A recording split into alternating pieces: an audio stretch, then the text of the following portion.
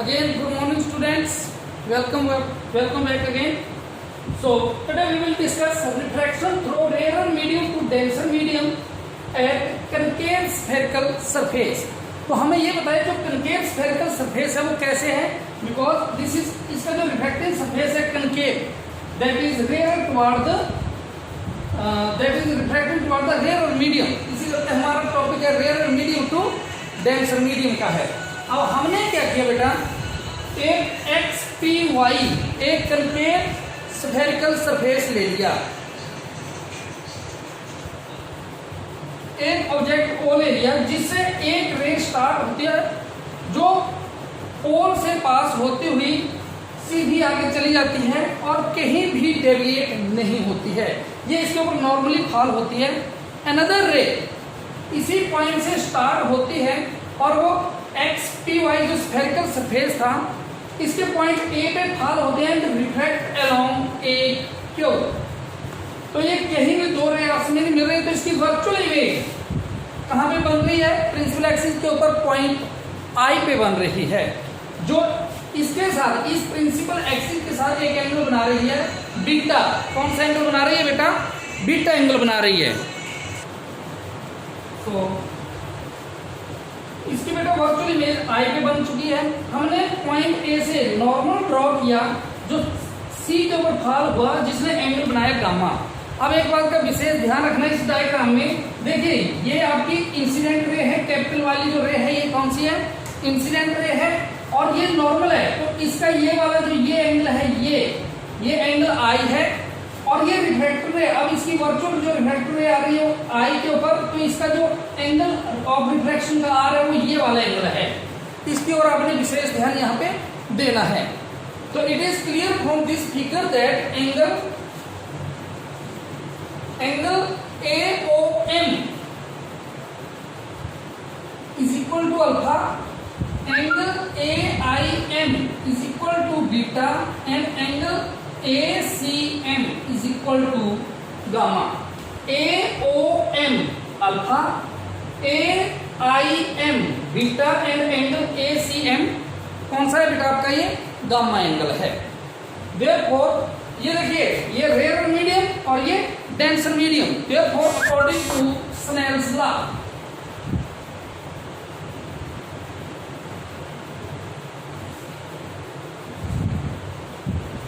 क्या बन गया बेटा, μ1 sin I is equal to μ2 sin R.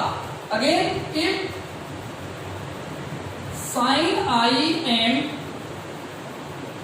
sin R are very small such that कितने स्मॉल हो, sin I is approximately equal to I and sin R is approximately equal to R.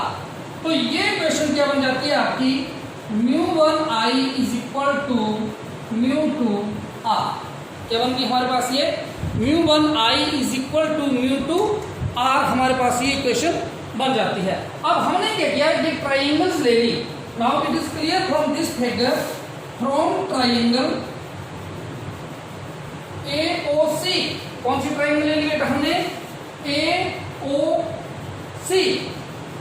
ये triangle हम consider कर रहे हैं. तो इसमें जो दो हमारे पास इंटीरियर एंगल हैं उनका एक एक्सटीरियर एंगल के बराबर सम होगा. तो देखिए इंटीरियर एंगल कौन सा है, एक अल्फा है और एक आई है, इज इक्वल टू किसके बराबर है, गामा के बराबर है.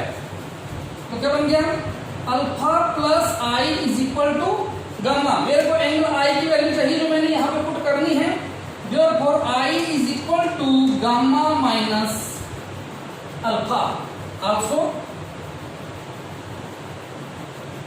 from triangle AIC इसमें बेटा देखिए beta plus r is equal to gamma, इसके बराबर है beta plus r is equal to gamma. तो आर किसके बराबर होंगे बेटा, r is equal to gamma minus beta. Now put 2 and 3 in 1. Put 2 and 3 in 1. क्या बन गया हमारे पास बेटा, μ1 आई की वैल्यू हमने निकाली gamma minus alpha is equal to μ2 R gamma minus beta.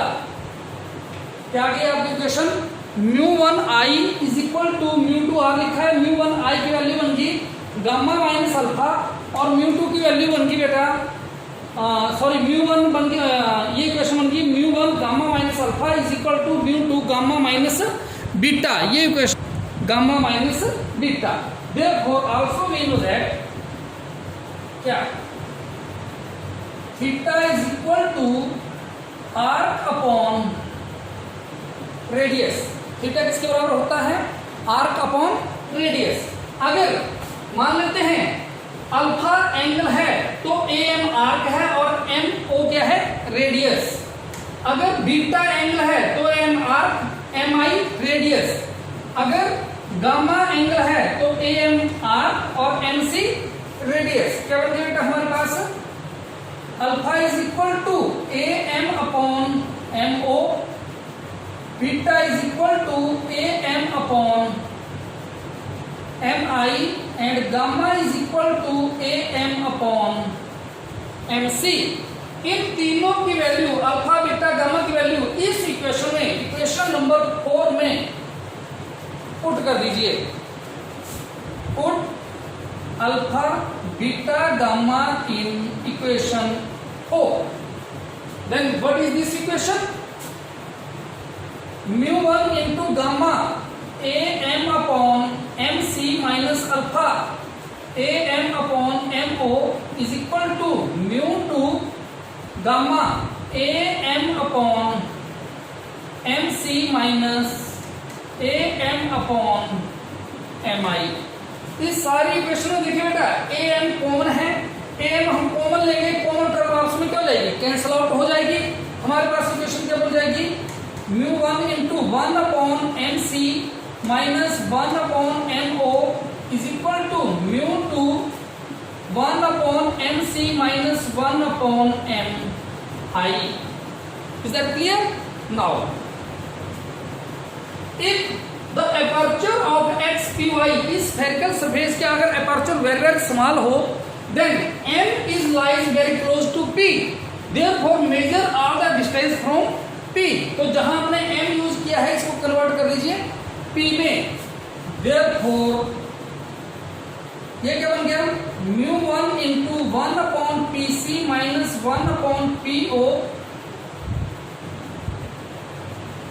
is equal to μ2 upon PC minus PI। Now use sign convention, sign convention को use करिए। क्या बन गया बेटा, it is clear that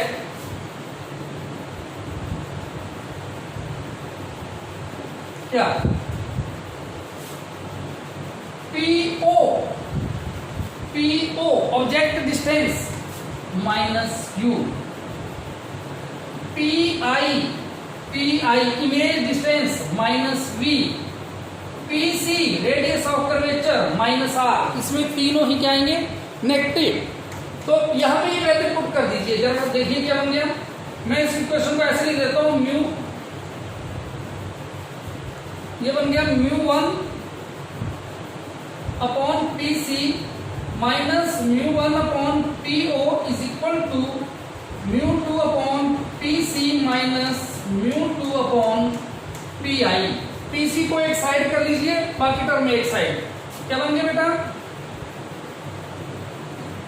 minus μ1 upon PO plus μ2 upon